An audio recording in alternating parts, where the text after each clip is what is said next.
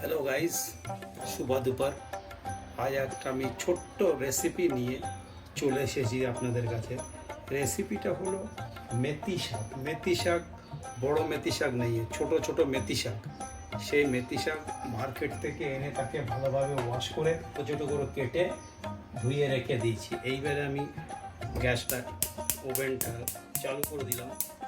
দেওয়ার পরে আমি গরম হলে এর মধ্যে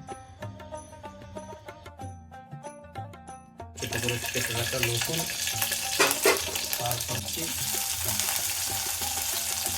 তো জিরা দিয়ে দিলাম, কয়েক 2 চামচ মুগ ডালটা দিয়ে দিলাম।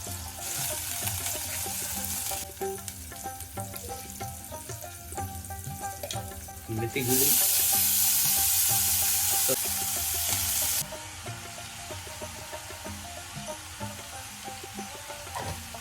ঢেকে দেব, হতে থাক, খুলে নেড়ে দেবো। কত জল বেরিয়ে গেছে, একে একটু দেখুন কত সুন্দর, দেখতেও ভালো, খেতেও ভালো। এ আলাদা ধরনের মেথি, গাছওয়ালা মেথি নেই, ছোট ছোট মেথি একদম। ঠিক আছে, আজ এই পর্যন্ত।